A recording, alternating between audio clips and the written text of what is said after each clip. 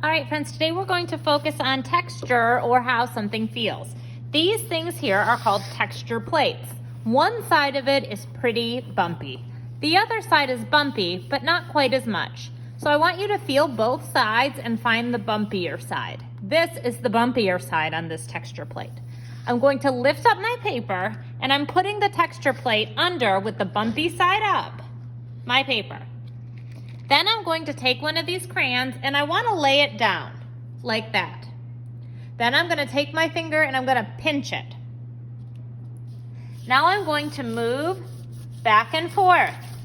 And as I do this, the texture of that texture plate shows through. Now I'm going to switch my texture plate to a different one. I'm going to feel both sides, one side, two sides, and find which one feels more textured. This one feels more textured, and I'm going to put it under my paper. I'm going to show you right now what happens if you don't hold your crayon the right way. If I hold my crayon up and down like I usually do, I get a little bit of texture, but not as much. If I lay my crayon down and pinch it and then drag it, I get a lot of texture. So it's that dragging motion that creates the texture. Now I'm going to show you what happens if your texture plate isn't under your paper. If it looks just like that without any bumps or texture, that means you ran out of texture plate and you need to move it or get a new one. So now I'm getting another one, feeling both sides. This side, this is the bumpier side, and I'm going to put it under. And I'm going to layer my texture plates. I'm letting it go on top of where I've already done some textures. Taking it out and switching. Feeling for the bumpy side, putting it under, grabbing a crayon, laying it down, and dragging it. And I'm going to keep working like that until my paper is full of overlapping textures. Now I'm going to use watercolors to make my textures really pop. This technique is called a watercolor resist. And I'm simply painting over top of my crayon, and the crayon will show through and the textures show up even more than they did before. I'm simply moving the paint around the paper, remembering that my paintbrush is like a ballerina. Ballerinas always dance on their tiptoes. The tiptoes of your paintbrush are right here.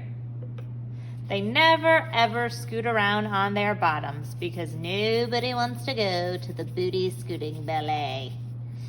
So my paper is full of textures, and after I've created those textures, I've done this watercolor painting right over top.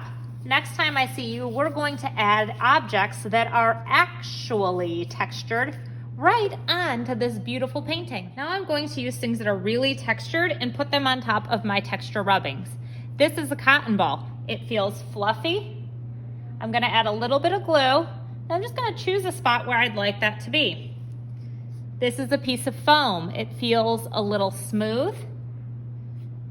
A little glue and putting it where I want it.